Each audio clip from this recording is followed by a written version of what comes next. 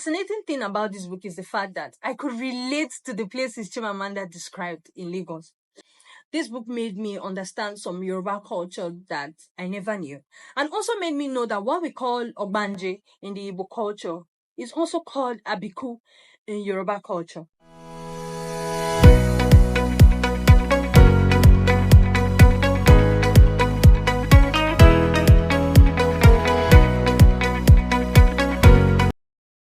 Hi everyone, welcome back to my channel. It's another book review series and you can tell how excited I am.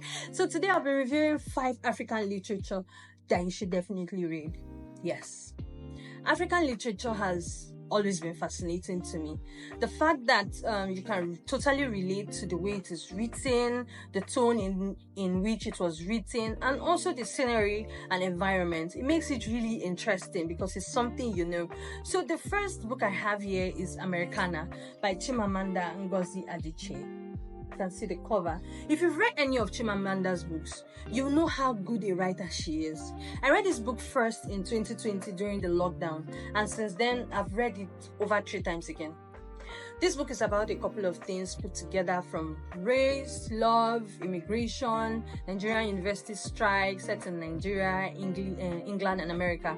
The story was around the early 1990s under the Abacha regime, where people were leaving the country if they could to further their education or basically get a better life.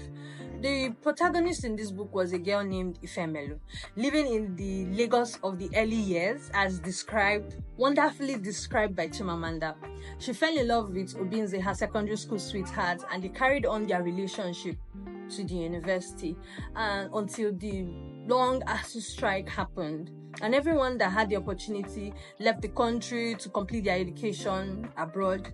So Ifemelu leaves for America, hoping that Obinze would join her soon. But Obinze was unable to join her in America, so he goes on to live as an illegal immigrant in London. The Japa effect. Ifemelu largely battled with the inevitable question of racism in America. You know how it is. I've heard stories of that. After several years, they both have achieved success. Ifemelu she became a popular blogger about race, and Obinze was now a wealthy man in the now democratic Nigeria. So when Ifemelu decides to come back home after so many years, and then meeting Obinze again, guys, let me just stop here. Let me not spoil it. The most fascinating thing about this book is the fact that I could relate to the places Chimamanda described in Lagos. As at the time I read this book, I was staying at the Dolphin Estate. So when she was talking about Ifemelu's aunt that lives in Dolphin, describing the streets, like I was so excited because I knew the exact street. Like it felt like I knew the house she was talking about. This is a beautiful book. It's so robust. I've read it more than 3 times, so you can tell how wonderful this book is. Get Americana by Chimamanda Ngozi Adichie. This is the cover I have.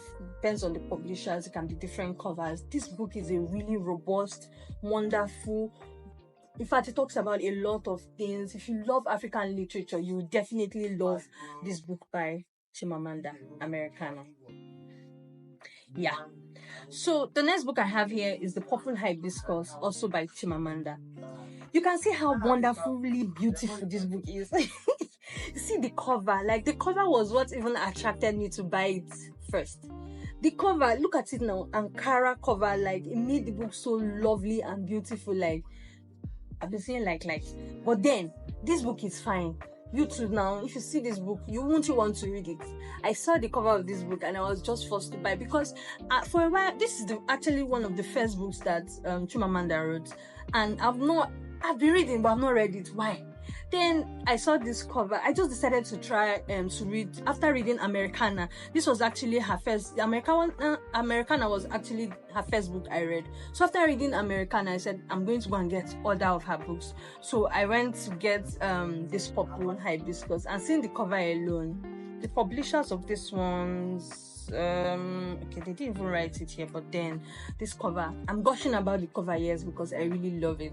So in this one, she describes a Nigerian family living in the city of Enugu. You know those family dynamics where the father is the lion of the tribe of the house. Once he's coming back, everyone adjusts. and behaves well. No nonsense, no chit chat, no playing around. The protagonist here is a girl named Kambili, basically narrating the story of how she grew up with a strict, controlling, and mean father. Though he loved his children, you could tell, but he was always set in his ways. Everything must be done with precision and just the way he wants it. You dare not change his decision or change your mind on what he has told you to do. And he was also a very religious man, so his family must attend mass. They were Catholics. Whether they are dying, you must go for mass. They must take communion every Sunday, meaning you have to be pure, because you can't go to the communion without being pure. He was so certain in his ways that he even cut off his father. Why? Because his father was a traditionalist. But the shocker I got at the end of this book, I never saw it coming. I just kept shouting, "Wah! You know that book where you read, you're shouting, hey?"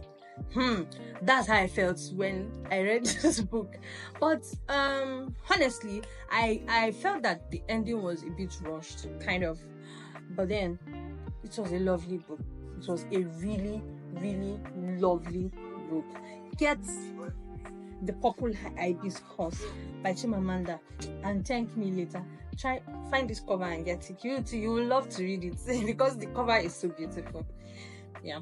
So the next book I have here is Stay With Me by Ayobami Adebayo. This is what my cover looks like. Like I've said before, the covers are mainly because of the different publishers. So this one is from Hilda Books. So that's why the cover is like this. So Stay With Me by Ayobami Adebayo. This book,